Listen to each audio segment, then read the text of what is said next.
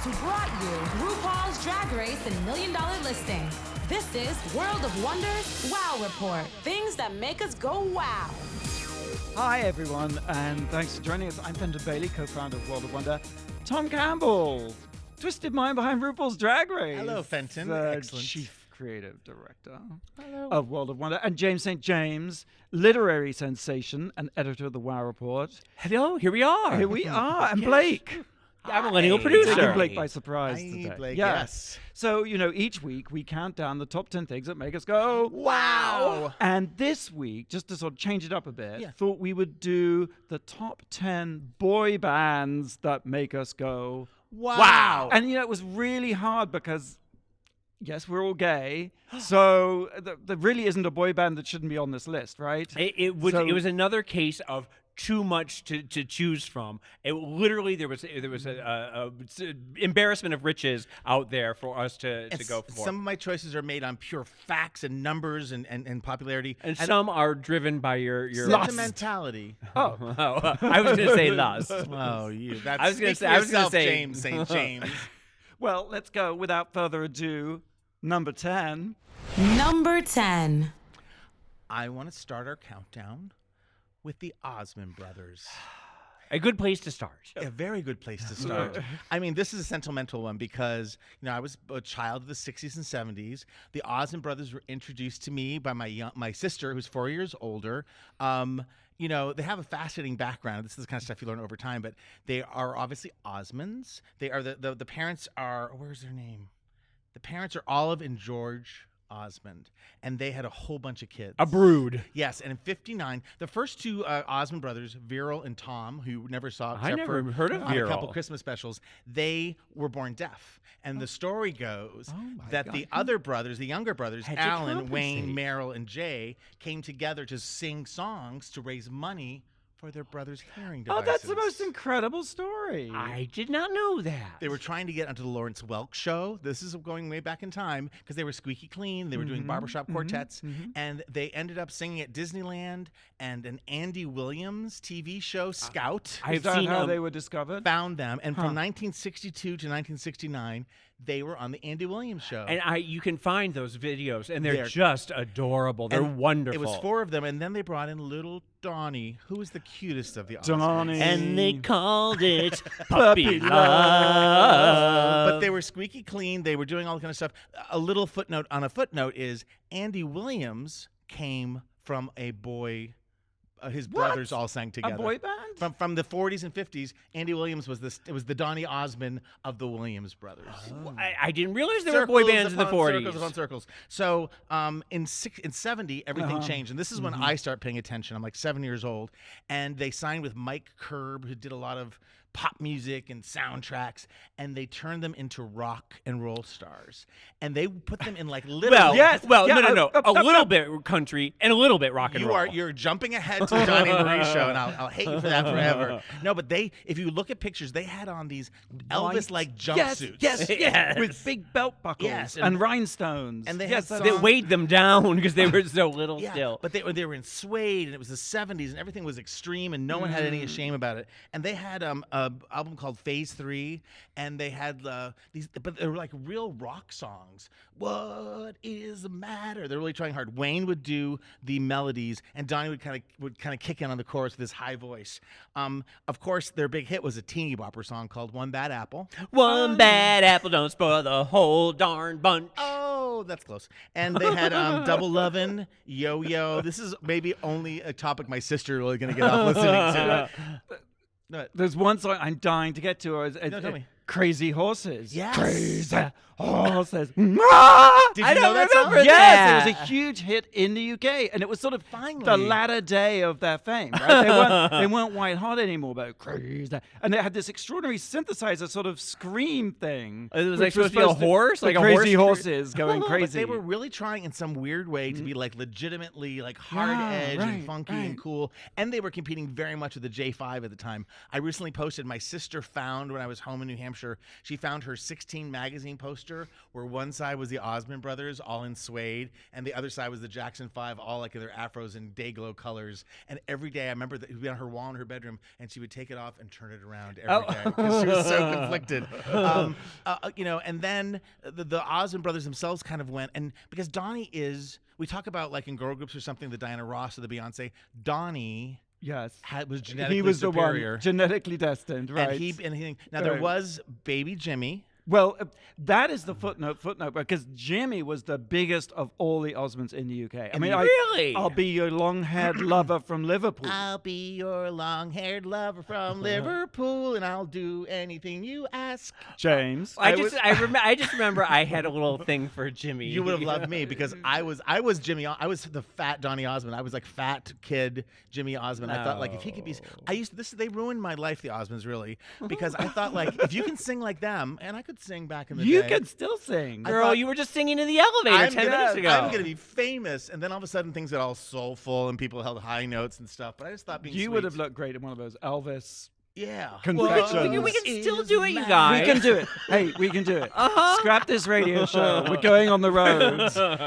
They went Are we the Campbell sisters? Yes. they went on to produce behind the scenes the Osmond Brothers, Donnie and Marie. Donnie and Marie went off the air. They've had a million. Right. They've been in Branson. They're still survivors. They're a family band. I have seen the Donnie and Marie show in Vegas, Yes, and I've heard they don't speak.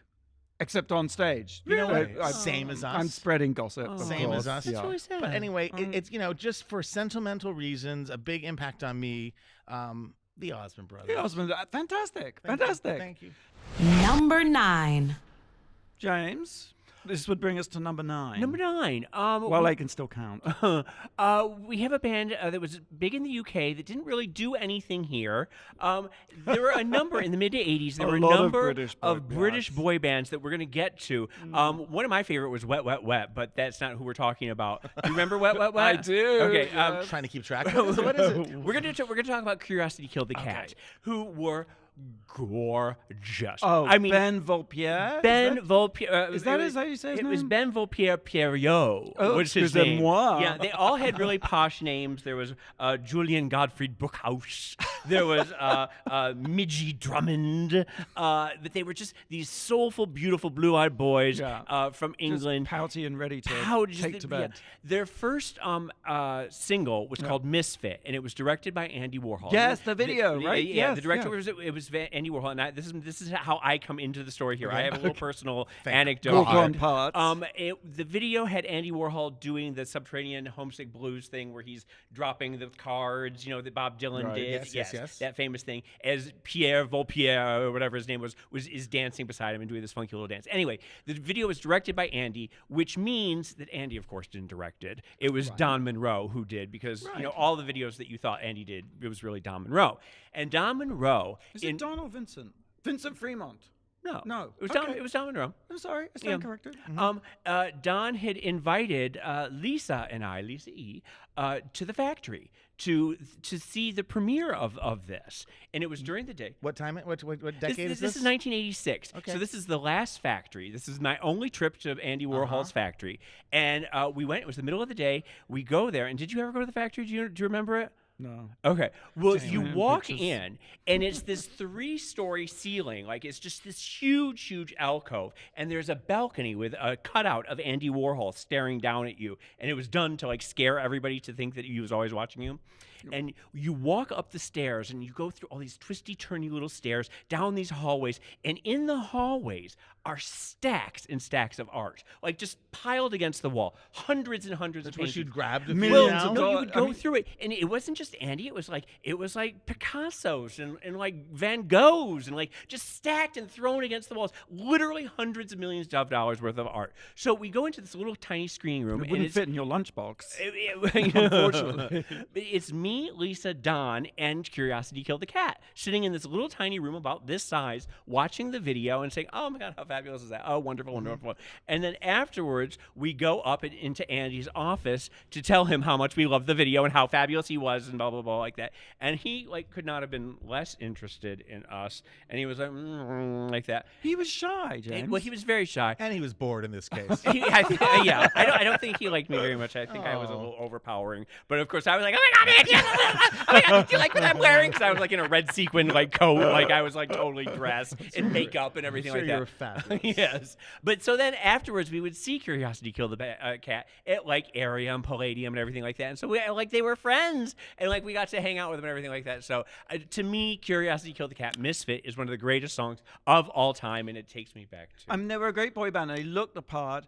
Where are they now? Huh? Well, they had 11 hits between 86 and 91 in the UK, and they started touring again back in 2000 and again in 2012. So they're still together, they're still around. And if you've never seen Misfit, it really is a fun video, and it's worth checking out. And that brings us, I think, to the number 8. Number 8. To a boy band, a British boy band that did very well, arguably bigger. Right? Yeah. Oh, Ultimately, yeah. Much bigger. I mean. You know, for me, the thing about a boy band is that. Sorry. Oh my God. I'm sorry. You must get that. Who's calling? Fucking sister. Ben Volpieri, Poirot. Cynthia. I think the concept of a boy band is basically an erotic one, and that it's all about sexual tension. Unlike I think girl groups, which I think is a sort of wholesome bond. I think a boy band is like. You know, are they doing each other? Are they? There's always some homoerotic tension there. There is. It's like an invitation to a gangbang, and it's always it's for the little girls, but it's also for the men. Well, exactly, because that sexual tension is often reflected in reality. Because these boy bands have often been put together by fat controllers, fat gay men who like the fantasy. And of course, in this case, well, actually, I don't want to get sued, but Nigel Martin Smith was the Svengali, lovely man behind. An exception to the case, of course, yes. And he was, well, I think he's gay. He's okay. He's fine about being gay. He was inspired by New Kids on the Block. That was the inspiration, and. Really, you know, I think we've talked about this before, the idea that in any group, boy band, girl, there is one predestined, and in this case, it was Robbie Williams. Well, but there's also it's Gary Robbie Williams band. I didn't know. No. This is Robbie Williams, but also, I mean, there was a secondary one because Gary Barlow was. Well, Gary Barlow was the singer, and he was supposed to be Mr. He was supposed to be the lead singer. He was the pretty blonde boy.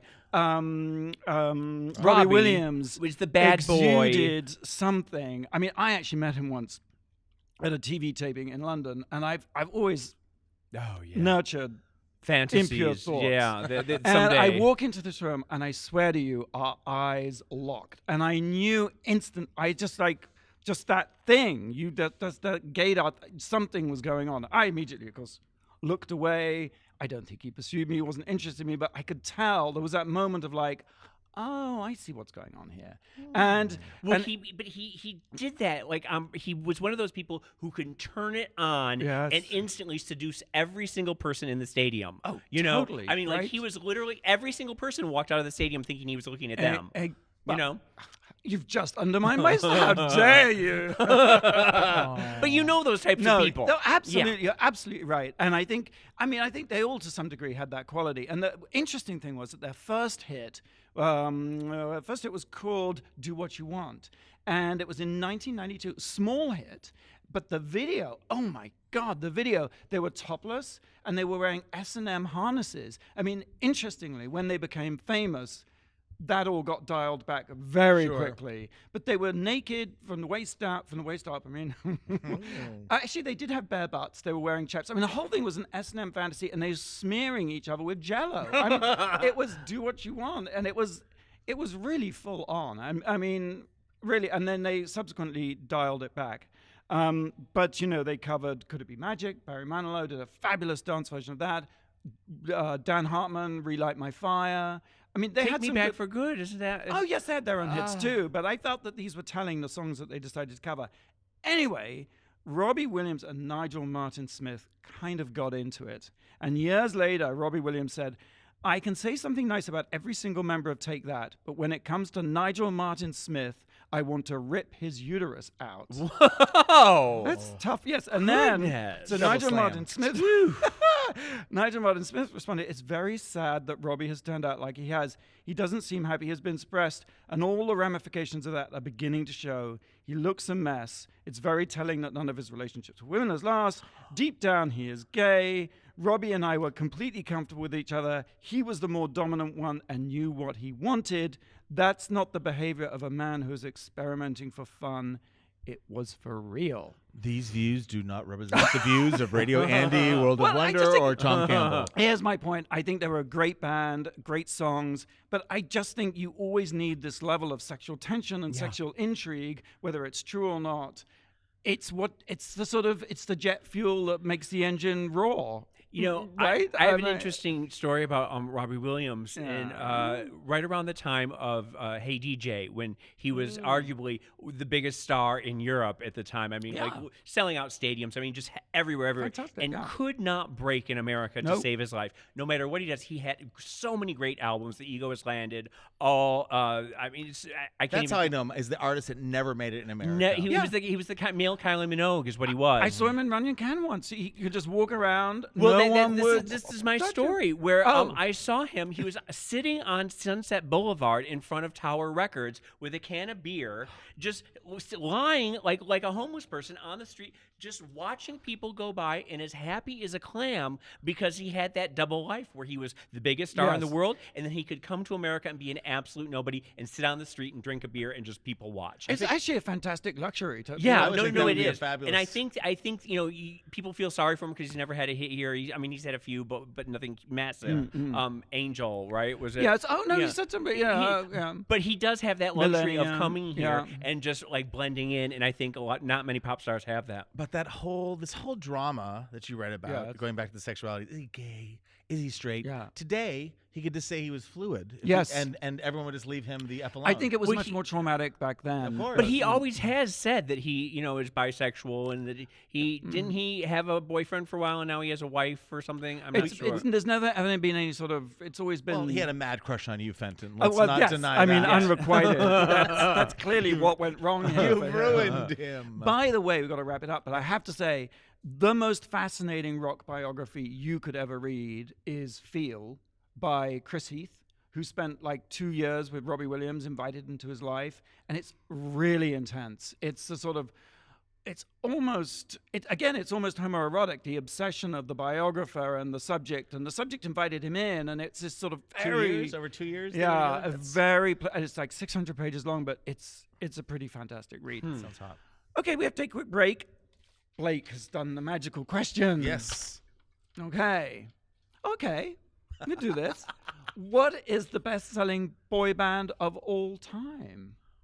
You're listening to the Wow Report on Radio Andy, SiriusXM. We'll have the answer for you after the break. You're listening to World of Wonders Wow Report. Welcome back to the Wow Report. This week we're counting down the top 10 boy bands of all time that make us go, wow! So get our collywobbles going. Oh, my goodness. So before the break, question was, what is the biggest selling boy band of all time?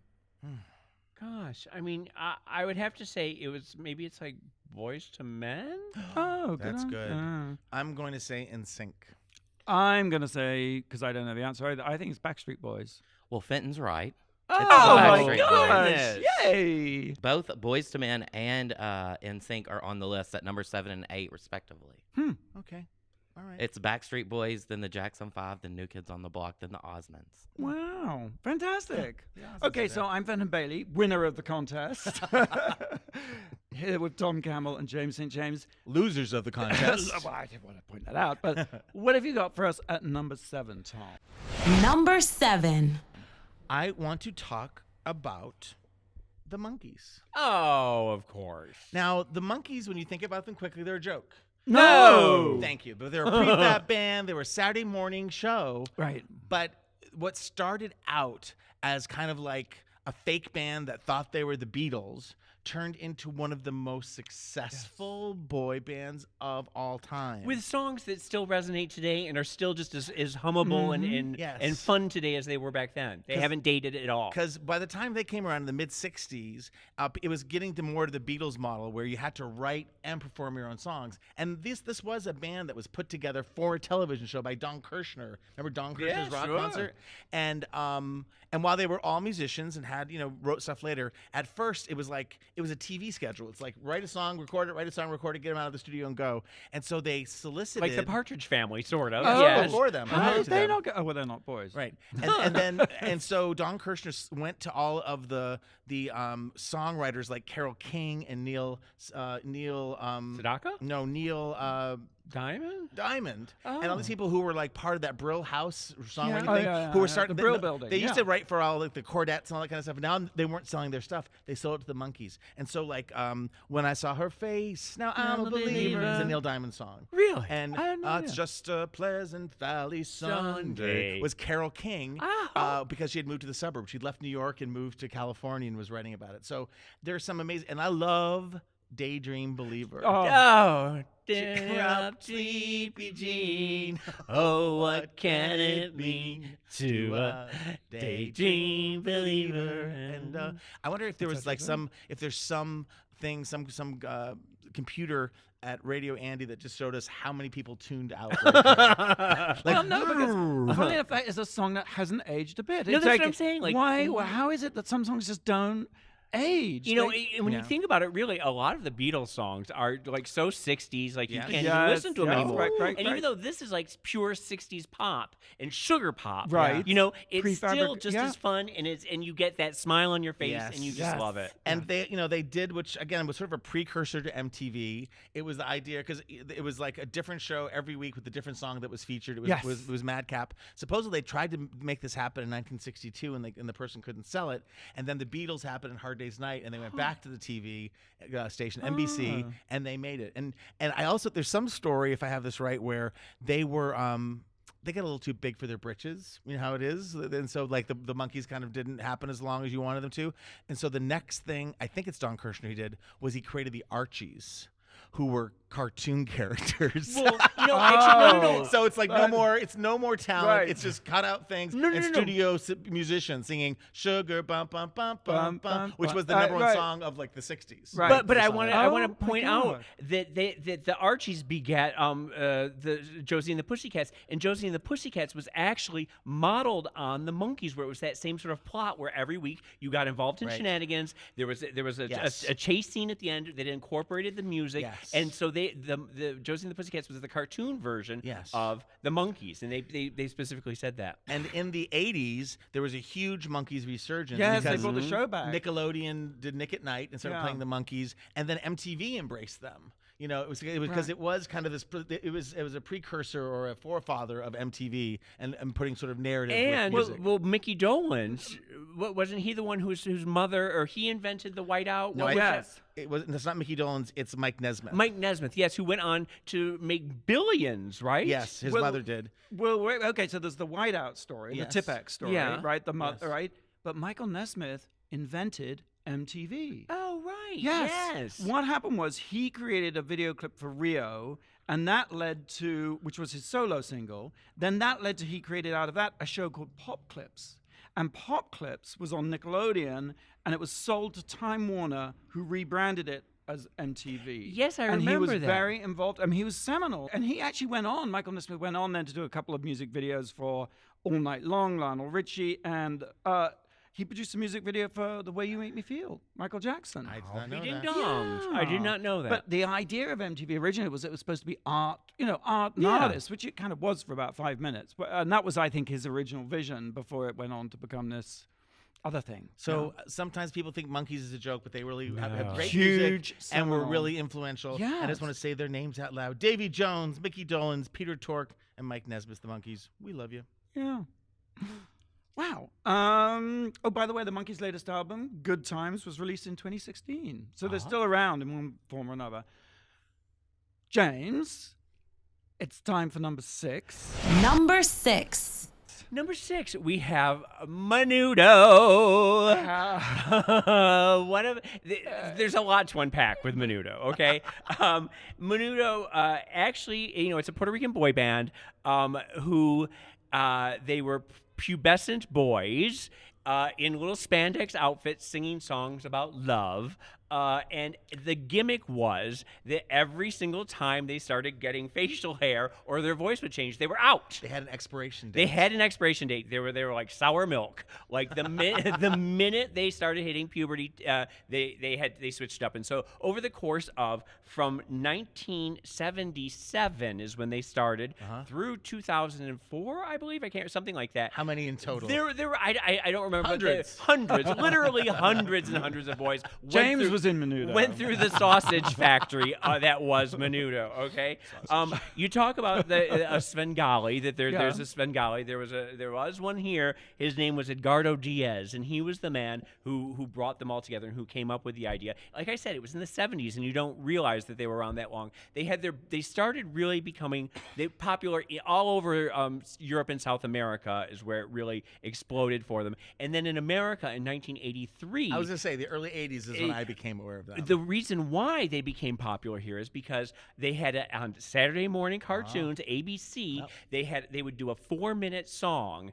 Like 3 times a week. 3 times on Saturdays, and that's where like the kids started picking up on. Even though they didn't have an English album out yet. Wow. They would do these Spanish songs, and then they did the theme song for.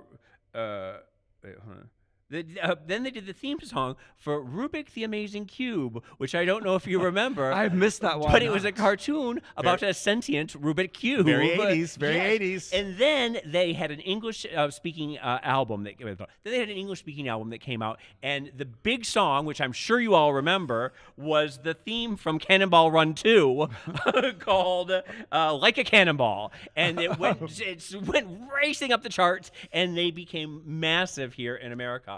A couple of interesting facts. They were the first band ever to have their own private plane. Oh. It wasn't the Beatles, it wasn't the Rolling Stones, it wasn't Led Zeppelin. They were the first ones. They bought a Lockheed Jetster from Richard Nixon, who had gotten it from the Shah of Iran. Oh, that's a good one. That's So really good. they had this plane, and they put the big Menudo sign on it. Really? Trouble started happening. There would be. I guess other bands leased it or borrowed or hired their jets. Okay. Yeah. Okay.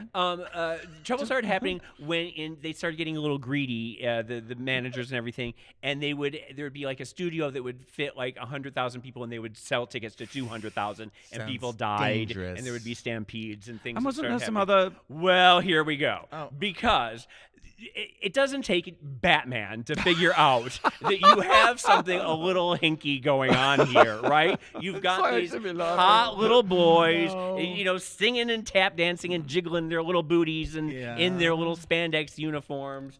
And you think to yourself, something's going on. For the police. Okay. Any moment. And there were sex allegations. There were drug allegations. I remember 2 of the boys were arrested for drug transportation in Miami, and they were out of the band like the next day. Roy Rossello said that Edgar Diaz, the manager, used to make Ricky Martin dress up in women's clothes when he molested him. We haven't said yet. Ricky Martin was in Menudo, Yeah. right? Oh, I'm sorry. The most yes. famous person to the come most from famous Menudo band member. is And Ricky. yeah, there's also someone named Angelo Garcia, who is still a pop star. He's major. He's gorgeous. He's openly bisexual. He says that he was constantly molested from the ages of 11 to 14 by Edgar and Joselli, I guess his name was, or Josello, who was the choreographer, and a number of other people in the band. Is there a new Menudo, or did they do a reality show about that or something? About the molestation? No. I'm trying to lighten it up. I thought they were doing. I thought at some point, like a few years ago, there was like find the new Menudo. When I was looking for questions, I read something about there was in the early aughts on MTV, but it didn't last, and they moved it to but afternoon. then they tried to rebrand themselves as like MNDO or something like that, and that's still going on, and it's not with Edgar Diaz anymore, but it's is still happening. But here's a fun little historical footnote. My good friend Rob Ulan, who's a wonderful television writer and showrunner, he was hired, his very first job, he flew out the summer of '84 when I flew out to work for Norman Lear to rewrite a movie that starred Harvey Korman, Tim Conway, and Menudo. That sounds fantastic. We need to find that script. We need to produce it. Never was made. There is a movie that was made in 1992 that never saw the light of day, and it just became available on YouTube for free. A Menudo movie? A Menudo movie, great. yeah, called Singing and Dancing or something like that. Harvey Korman's not in it. No. Good. Okay, so check that out. Number 5. Number 5. You try to get me fired. Number 5. It is number 5. Is the Village People. Oh, of course, right? A man band. Yes, hardly a boy band. It's like Boys to Men band, right? But they were prefabricated, and but here's the thing: I think they were a Trojan horse. I mean. Boy bands seem to be very, antiseptic or very neutral, but really, they were I think selling sex, incredibly subversive, and they were selling gayness. Yeah, each one was a gay stereotype of the 70s, right? You had the Native American, which isn't really a gay stereotype, but you had the construction worker, the cop, the cowboy, the leather man, of course, the cop, and soldier. Here's the thing, though. I mean, YMCA. Yes. I had no idea that it was a gay. I had no idea. I didn't know. And I think a lot of people didn't know what it meant. That was the magic. I remember watching it like after school in Jody Kelly's family room on the Merv Griffin show, and it's the Village People. And as kids, we were in junior high or whatever. It's like, this is the best thing ever because it was fun and there was a dance that went along with it. Yeah. But part of my loins. But I was going to say, so your loins knew. No, there was a tingle that happened. Did your loins know? Especially because they dressed so provocatively. Yes. Was it? Do you knew that the YMCA was a gay place? As the more I listened to it, yes. But just those archetypes. The construction worker was probably my favorite with the sunglasses. Yes, he was and my his favorite body too. with the jeans. I quite like the cop because I think I American like the cop Indian too outfits. until he started lisping, and I would have done any of them. Don't get me wrong. Right. But that's part of what I say. And Alan Carr did "Can't Stop the Music." Was a fake origin story about them. Well, yes. But I knew that I thought that I was like on the verge of, I was having puberty, on the verge of like this is adulthood. This is what is through that door. Yeah. It's going to be clubs filled with people dressed like this, and I don't know. It got me really excited. And then of course the door opens and it's the AIDS crisis, and the Village People are no longer in mode. But it was around the same time as there was like a real gay moment that was happening right there. And if you remember, like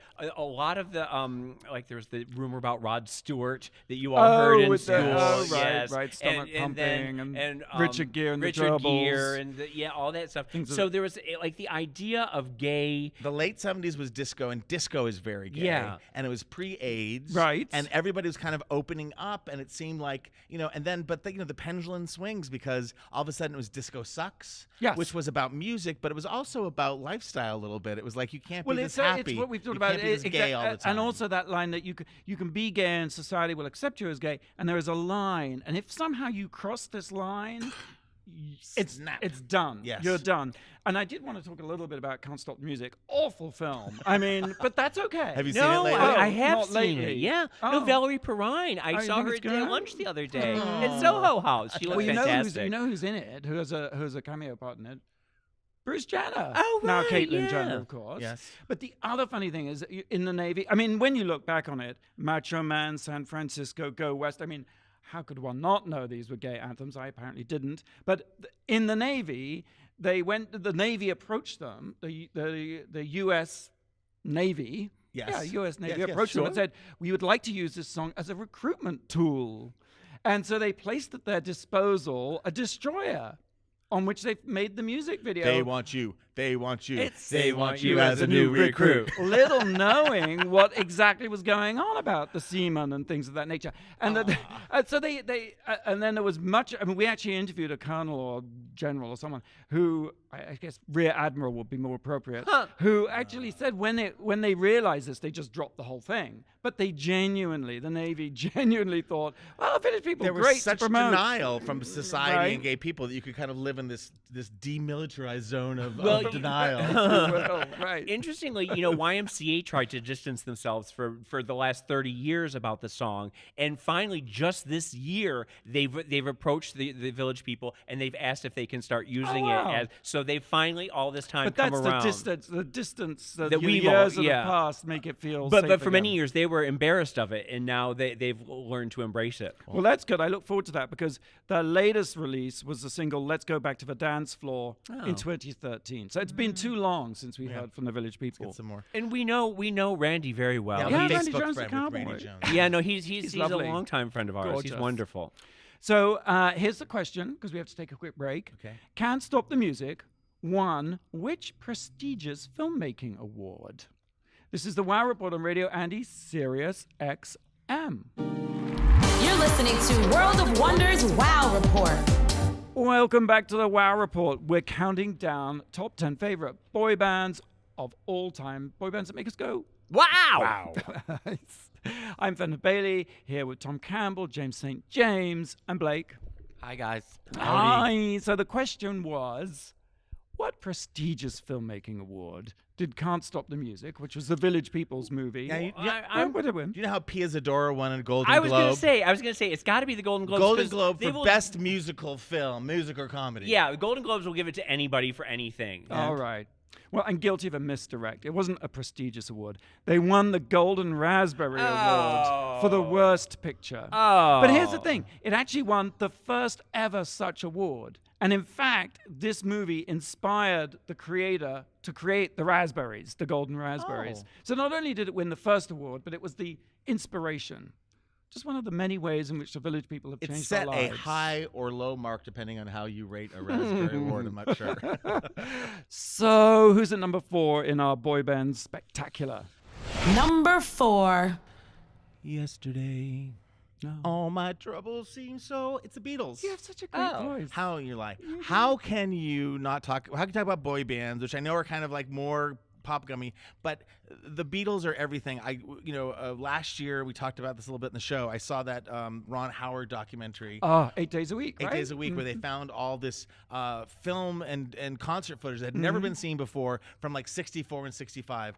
And they were always smart and always genius, but their music was a little rawer. They were just naive. They were so They were the first funny. ones out of the gate, really. Yes, and they took England by storm. They took America by storm. Yeah. I was home 4th of July with my sister, who's always been a huge Beatles fan. It's like if I'm a Supremes fan, it's because my sister was a Beatles fan. I had to find my own way.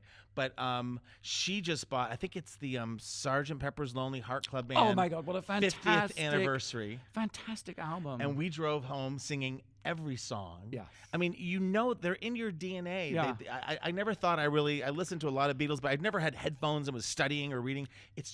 It's everywhere. I am getting goosebumps just thinking about the ending of side 2. Yeah. The end of the record. Yeah, It is the most, what is it? It's primal, or it's sort of, But it Yeah. isn't as primal anymore to the millennials right now. I don't think. Do you know your Beatles?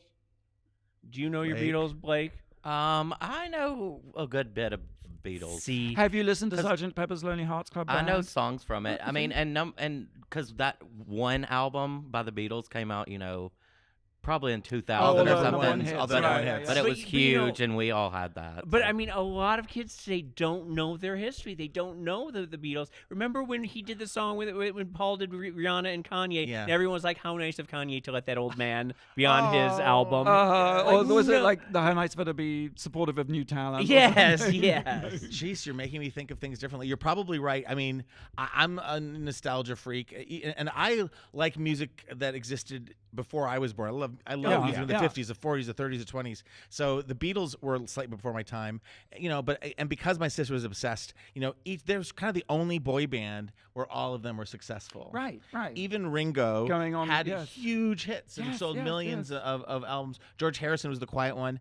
The thing about boy bands, and it's true for all of them, but I knew it first about the Beatles, was, to me, Paul McCartney was the cute one. All right. John Lennon was a smart one. But if you want, I always want to hook up with the smartest lead guy. But there were always girls who'd be like, I like George. Well, It's see, like, no, but then there's always girls who like Ringo, who was the underdog. I was a Ringo yes. lover. Like I'm thinking, is the thought that I could get to Ringo, like Paul would reject me? I'm always like, I want the first one, I want the hottest one, and he may reject me, but I'm going for him. I'm gonna get him drunk. I'm gonna find him, and I'm gonna get. But I also like the freaky. Because John was the freaky weirdo. Yeah. Right. I thought that was attractive too. Yeah. And their origin story, I mean, they are an authentic band, even though they also had a Svengali. You know, Brian Epstein really Yeah, but no, drove they them found forward. each other. It was Exactly. authentic, and they changed the game for everyone, not just for boy totally, bands. totally. It was the idea that you wrote your own songs. It was the idea that innovation, like again, I talked about the Supremes on one show where it's like from 64 to 70 isn't that long. No. You know, it's like from 2001 till now. But they had 20 changed. albums, and Yes. they were a complete evolution. But their look in 64 versus their look on the roof for Let It Be. and then mustache, and then Yes. Well, because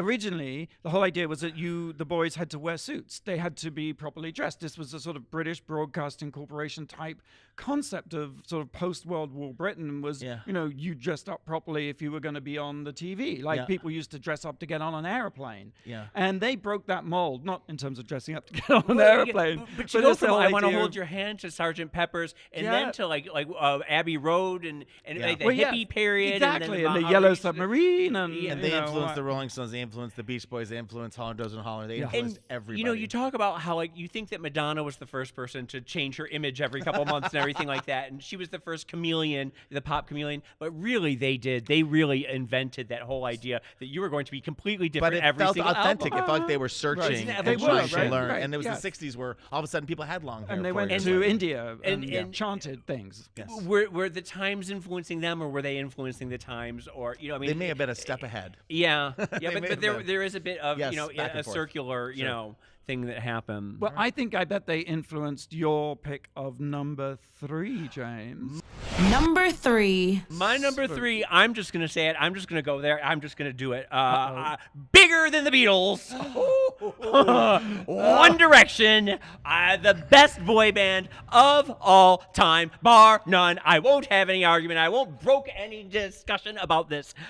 He said the same thing about the Jonas Brothers like 4 years ago. I will buy for the one because Zayn is big off. Harry's big now. They are like they're all becoming big stars. We are gonna. Well, they have been big stars for about 7 years, Even darling. I'm aware of but they're lasting. I'm saying they're growing up and out. What's so special about Well, One I Direction? do want to talk James? about Come them. on, I mean, okay, you know. you talk about once again a Svengali situation where you have these X Factor, right? These 5 boys on the X Factor. Right. None of them were advancing they weren't going to advance to the next round Because they all And auditioned individually, They right? all auditioned for the single boy breakout star part, right? Right. And Nicole Scherzinger and Simon Cowell both take credit Yes. for deciding to put them together as a band and saying, why don't you guys all get together and start singing together?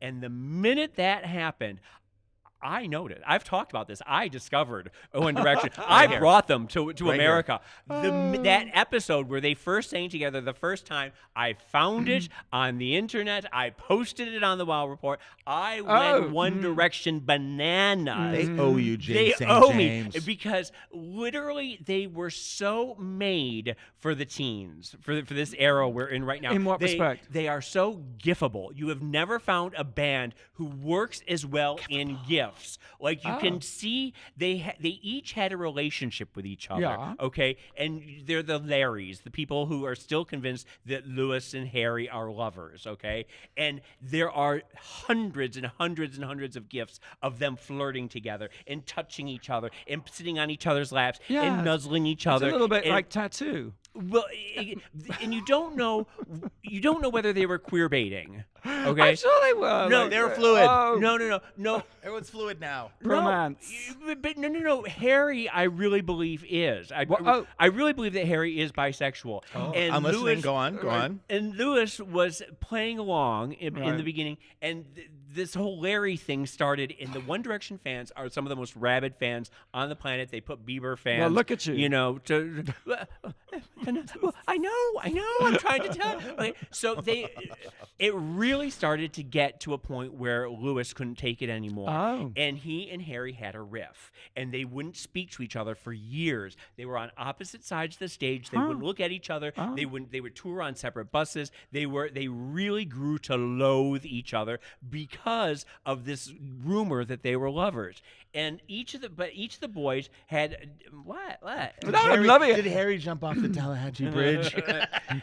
Okay, you also had at the same time. James, can I just say, no, I don't mean to interrupt, but I just cannot stop thinking. It's flashing in front of me, like, way fans at concerts hold up signs.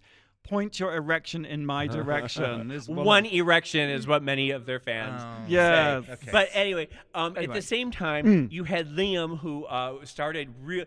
Each boy had their moment in the sun where they each started getting hot, and you realize he's the hot one, he's the hot one, he's the hot one. And Liam did, but then Liam had a homophobic moment. He said some homophobic comments. People turned on him.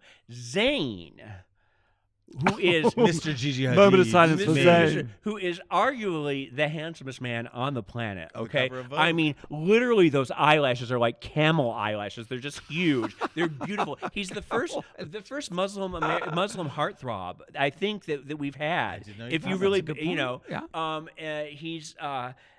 he started having some problems with the band where he was having anxiety issues, and he wouldn't show up for gigs. He wouldn't show up for interviews. There was a famous thing on the Today Show where Matt Lauer, they were waiting for him, and he never showed up. And Matt Lauer said on the air, "We've heard he has some heroin problems." Oh. And it was like the fans were shocked and everything like that. But that was the drama that maybe he had addiction issues. He still just recently had a meet and greet that he canceled. He had a gig in like Stockholm or something that he didn't go to. This is on his own. But anyway, since they've all broken up, they have all gone on to have these fantastic careers. Harry, he's had that solo album, Sign of the Times, which is the best song of the century. Which my sister, the Beatle fan, thinks is amazing. Yeah, it's very Beatlesque. It is Beatlesque. Right? Yeah, Zayn has Pillow Talk and I Don't Want to Live Forever with Taylor Swift. Yep. Niall, who is the shy one, he's the little boy, Irish boy. Yeah. He might just end up surprising us all. He's a really good songwriter. He has This Town and Slow Hands, which we listen all the time. I'm giving that signal to tie it up. But I do have to say that Niall is the one who wrote Story of My Life and Night Changes, which are the most unbubblegum songs they ever. So I really think Niall might be the dark horse, and he might go all the way and surprise all of us. And I just have to say that they're really fantastic. I love them. Oh my God. Wow. It makes me go up. Number 2. So at number 2, AJ McLean, Howie D. Oh, I love Howie. Brian Littrell, Kevin Richardson, Nick Carter. Yes, it's the Backstreet Nick Boys. Carter, you finally. James, don't you think the Backstreet Boys trump? No, obviously you don't. Well, in their time, but goodness, it's been 30 years. Are they the best selling? Was that the giveaway clue? From they are the best selling boy band in history, having sold 130 million records worldwide. I've never bought one. No, just playing games with my heart. The first big single that they had. That is one of my all-time favorite songs forever and ever and ever. My favorite is Backstreet's Back. Backstreet's Back. All right. And am I the only? I mean, Nolan, my kid who's 10, we went to Vegas recently, and we saw the Backstreet Boys residency at Planet Hollywood. That does sound fun. They were fantastic. I mean, it was fantastic. It was absolutely fantastic. They descend from the ceiling in these giant frames. I mean, it was really great. But you know what was interesting? And disagree with me, but Brian Littrell, who was, I think, the lead singer. Although AJ seemed to take over a lot of it, he really is something else in terms of a star. Oh, God, still. I mean, all the boys were doing their routines and everything. It was very cute. And Nick Carter, a little Duran bloatus, like poured into the clothes. I thought I'm being very unkind because, that's me. Because we can. But Brian is heartthrob then, and just this sort of twinkle in his eye, this. insouciant, continual eye contact with everyone in the audience, as if he's having this sort of, yes, it's very Robbie Williams. This personal, and he saw me, he said, "Oh, you again." I thought you were with Robbie. He's so amazing. And he has an interesting story because, I mean, obviously the band this is a prefabricated band. There was an ad taken out, and it said they wanted placed an ad in the Orlando Sentinel to compose a vocal group looking for new kids on the block look with a boys to men sound. And of course, the guy behind it was Lou Pearlman. Yeah. The Svengali.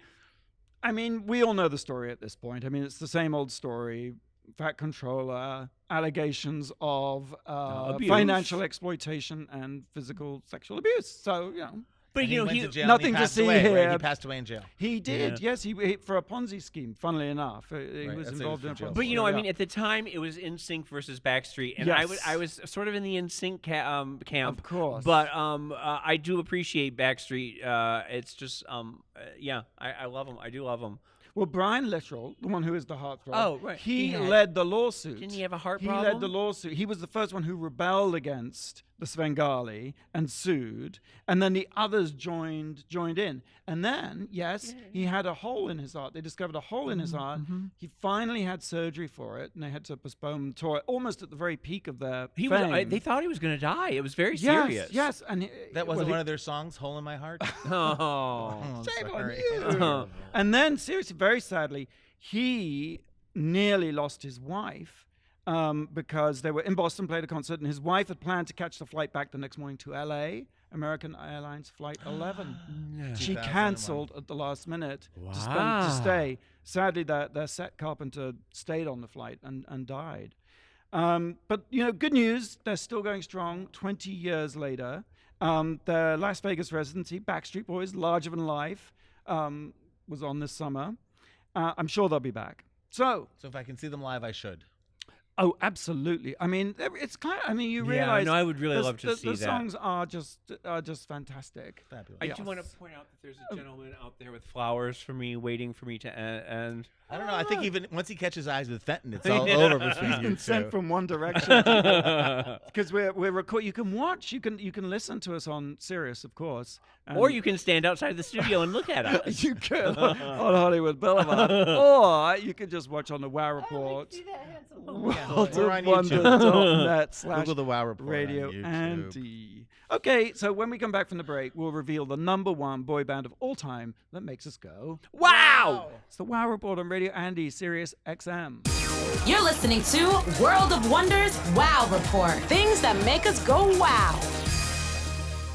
Welcome back, everyone. It's that momentous moment where we have to reveal on the Wow Report the number one boy band that makes us go wow, and a little bit ooh.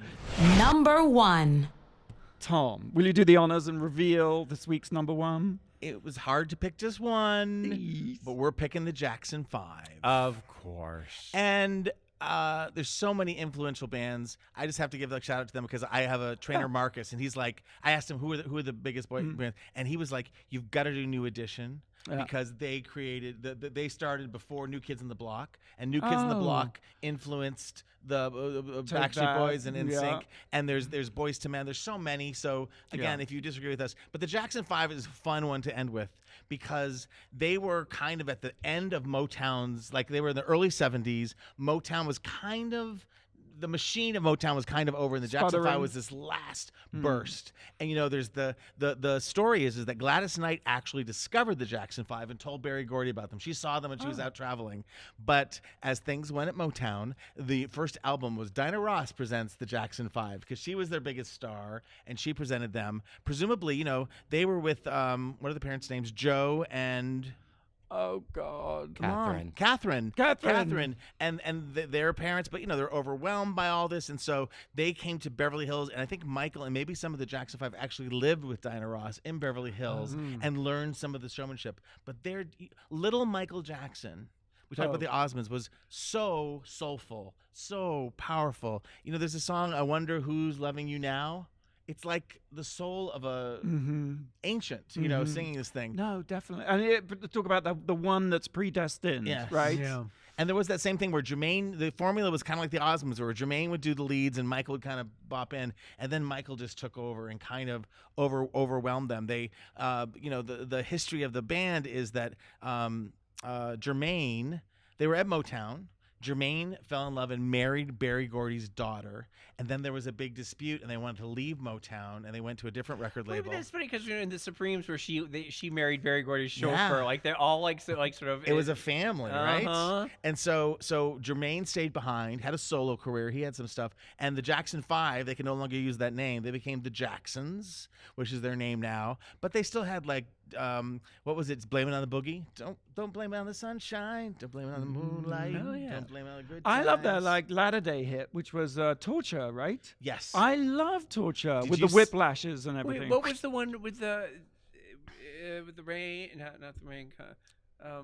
When they went on tour again, and it was Well, that was remember because Michael Jackson, of course, has Off the Wall as a solo album, becomes huge, and then he has Thriller, which is even huger. And it seems like Michael Jackson will forever be separate from the Jacksons. Right. And it felt like at the time it was kind of this deal, this family deal. It seemed like from the outside that Michael will do this one last tour with the Jacksons. Right. They will make $1 billion each, and then they're on their own. What was that big song?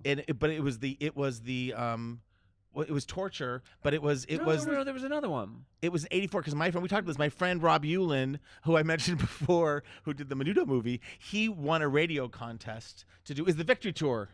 The Victory Tour. The Victory Tour. Was it called Victory? And it was in stadiums. That's the album was called. Right. And we saw it literally. We're in the back row of Dodger Stadium. If we had leaned back, we'd been dead in the parking lot. And we saw the Jacksons perform, and it was kind of a remarkable time.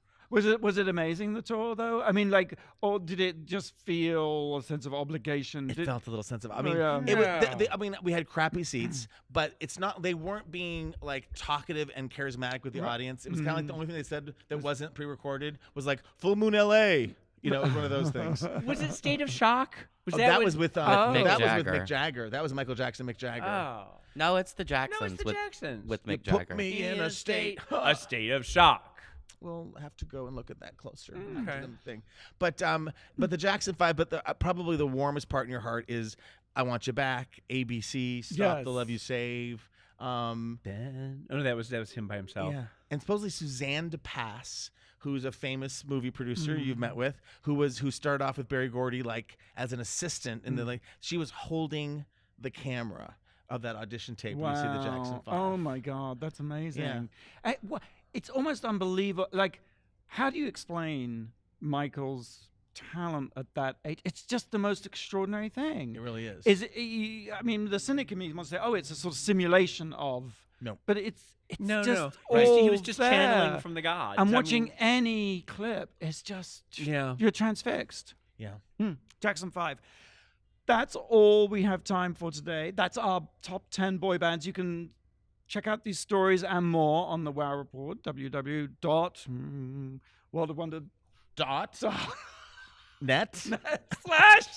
Radio Andy. No. I managed to count down from 10 to 1, but I can't get the URL. Hey, progress, not perfection. I know. Anyway, 1 step forward, 3 back. Tune in for RuPaul's Drag Race Revealed Season 9 logo every Thursday, 8 p.m. Sunday nights, HGTV, 2 brand new episodes of Island Hunters. I love that show. Love it. 10 p.m. Hey, same time, same place, next week. Let's do it. I'm in. Until then, James and Tom and Blake, go out and do something that makes the world go Wow!